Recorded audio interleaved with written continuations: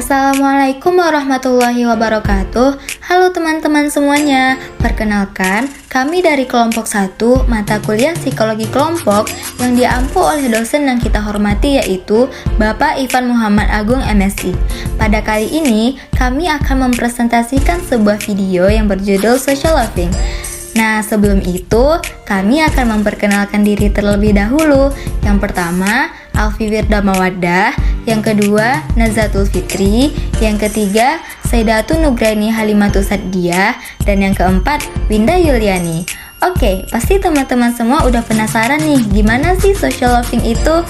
Kita mulai aja ya videonya. Check it out. Pernah gak sih kamu merasakan kalau dalam menyelesaikan tugas kelompok, ke semua anggota yang mengeluarkan usaha yang sama? Ada yang penuh semangat, ada juga yang cuma setengah hati. Bahkan, ada yang cuma numpang nama doang loh. Nah, fenomena ini dikenal dengan istilah social loving atau kemalasan sosial. Kemalasan sosial adalah kecenderungan individu untuk mengeluarkan usaha yang lebih sedikit ketika bekerja secara kolektif daripada bekerja secara individual. Artinya, umumnya orang gak akan memberikan kinerja yang maksimal saat ia sedang bekerja dalam sebuah kelompok. Jadi apa sih social loving itu?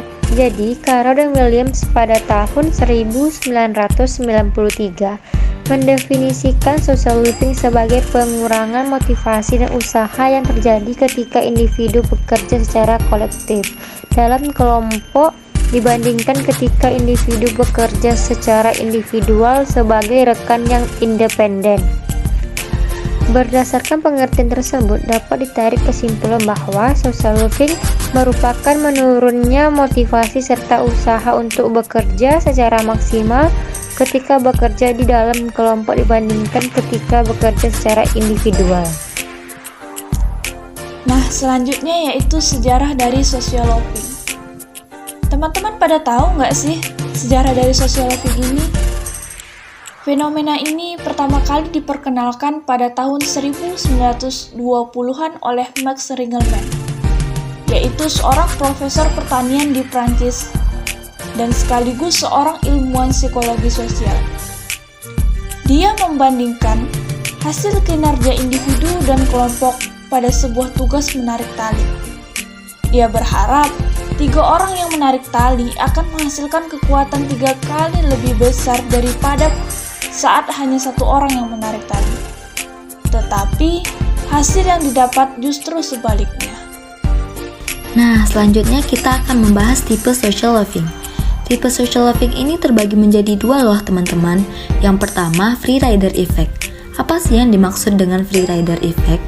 Nah, sebagai anggota kelompok, seseorang seringkali berkeyakinan bahwa selalu ada anggota kelompok lainnya yang bersedia berupaya untuk mencapai tujuan kelompok, sehingga menjadikan upaya dirinya sendiri menjadi tidak diperlukan atau tidak penting. Selanjutnya, tipe yang kedua adalah sucker effect. Sucker effect ini kondisi malas yang dialami anggota dalam mengerjakan tugas kelompok dikarenakan terdapat anggota lain yang juga malas. Anggota kelompok mengalami penurunan motivasi ketika mengetahui terdapat anggota lain yang memiliki kemampuan namun malas dalam mengerjakan tugas kelompoknya. Terus, apa yang membuat seseorang kurang memberikan usaha saat ia sedang bekerja dalam kelompok? Perasaan mengandalkan dan ukuran kelompok yang besar menjadi faktor utama kemalasan sosial bisa terjadi. Dengan anggota kelompok yang semakin banyak, gak jarang seseorang jadi beranggapan, buat apa sih aku ngasih usaha lebih? Apakah orang lain juga memberikan usaha lebih? Aku udah menyelesaikan tugasku kok. Untuk apa aku membantu yang lain? Selain itu, merasa hasil kerjanya kurang dihargai juga bisa membuat seseorang merasa nggak penting dalam sebuah kelompok. Sehingga, mereka cenderung beranggapan akan ada orang lain yang mengambil tanggung jawab tersebut. Lalu, gimana caranya supaya kemalasan sosial bisa diminimalisir? Caranya yaitu dengan menetapkan komitmen dalam kelompok, yaitu tentang standar, aturan, dan tanggung jawab dalam menyelesaikan tugas adalah hal utama yang harus diperhatikan dalam kelompok. Komitmen yang kuat bisa membuat anggota kelompok menjadi lebih disiplin serta menghapus pemikiran untuk mengandalkan orang lain. Pembagian tugas yang jelas dan sesuai dengan kemampuan individu juga akan memudahkan dalam melakukan kontrol dan pengawasan kinerja dalam kelompok.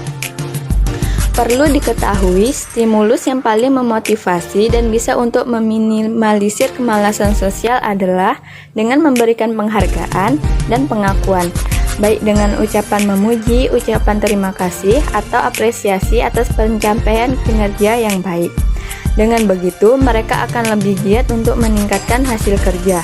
Selain itu, evaluasi setiap hasil program yang sudah diselesaikan.